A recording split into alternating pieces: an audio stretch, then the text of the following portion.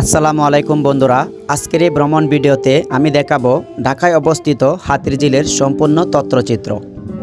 আশা করি সম্পূর্ণ ভিডিও জুড়ে আপনারা আমার সাথেই থাকবেন।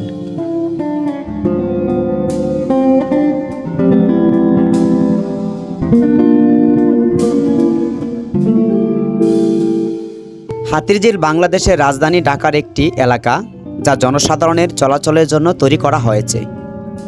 ইট পাথরের এই ব্যস্ত শহরে ক্লান্তিকর নাগরিক জীবনের ক্লান্তি দূর করতে রাজধানীর হাতিরঝিল হয়ে উঠেছে মনোরম এক বিনোদন কেন্দ্র। দিনে কিংবা রাতে যে কেউই ঘুরে আসতে পারে এই হাতিরঝিলে।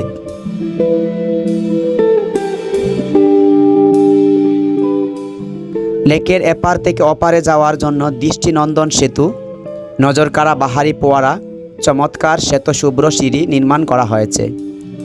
পালতোলা নৌকায় নৌবিহার করার সুবিধাও রয়েছে এখানে, যেখানে বছর কয়েক আগেও হাতিরঝিল ছিল পচা পানির এক আধার, কিন্তু বর্তমানে এটি ঝকঝকে পানি ধারণ করে।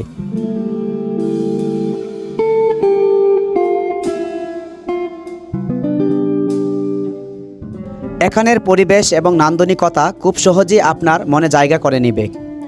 তবে এখানে সব বয়সী সব সময় দর্শনার্থীদের বিচরণ থাকে, বিশেষ করে ছুটির দিন কিংবা বিকেলবেলা এখানে সবচেয়ে বেশি দর্শনার্থী পাওয়া যায়।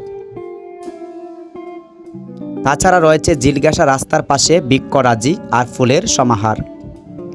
এছাড়াও বিনোদনের জন্য রয়েছে সাংস্কৃতিক কেন্দ্র, শিশু পার্ক, বিশ্বমানের থিয়েটার, শরীরচর্চা কেন্দ্র ইত্যাদি। পর্যটকদের জন্য নামাজ আদায়ের জন্য রয়েছে মসজিদ। ৩০২.৮,৭23 একর ভূমির ওপর 4টি ব্রিজ, 4টি ওভারপাস এবং 3টি ভায়াডাক্ট রয়েছে।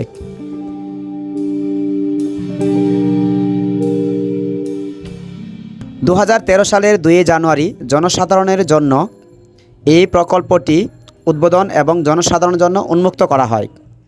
হাতিরঝিলে প্রকল্পটি বাস্তবায়ন এবং তদারকি করেছে বাংলাদেশ সেনাবাহিনী স্পেশাল ওয়ার্কস অর্গানাইজেশন।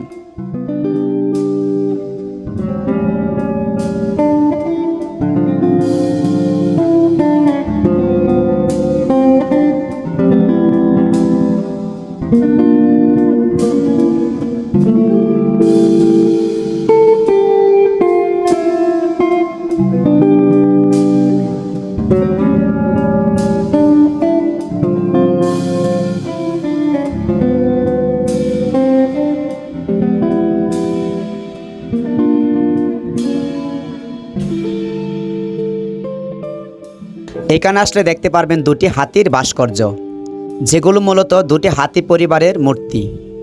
ইন্দ্রজিৎ মণ্ডল নির্মিত হাতির প্রকৃতিগুলো হাতিরঝিলে 2টি ভিন্ন প্রবেশ পথে, একটি রয়েছে পুলিশ প্লাজার পেছনে কোলা প্রান্তরে এবং অন্যটি বিএফডিসি অভিমুখে।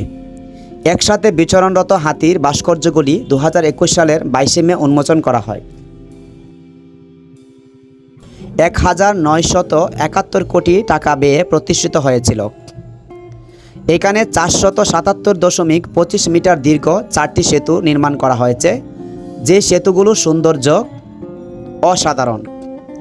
পাশাপাশি পথচারী এবং ভ্রমণকারীদের সুবিধার্থে যথাক্রমে 8.80 কিলোমিটার দীর্ঘ ফুটপাত এবং 9.8 কিলোমিটার দীর্ঘ লেকের পাশে হাঁটার পথ নির্মাণ করা হয়েছে।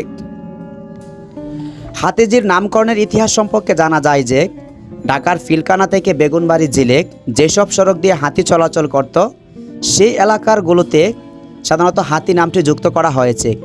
এই যেমন ধরেন এলিফ্যান্ট রোড, হাতির ফুল ইত্যাদি। ধারণা করা হয় এই জিলে হাতি এসে গোসল করত, যার কারণে এই জিলের নাম করা হয় হাতিরঝিল। তো বন্ধুরা, আজকের এই ভিডিওটি এই পর্যন্তই। আশা করি সম্পূর্ণ ভিডিওটি আপনাদের কাছে ভালো লেগেছে। আর পরবর্তী ভিডিও পাওয়ার জন্য অবশ্যই আমার চ্যানেলটি সাবস্ক্রাইব করে রাখবেন। ভালো থাকবেন, সুস্থ থাকবেন। আসসালামু আলাইকুম।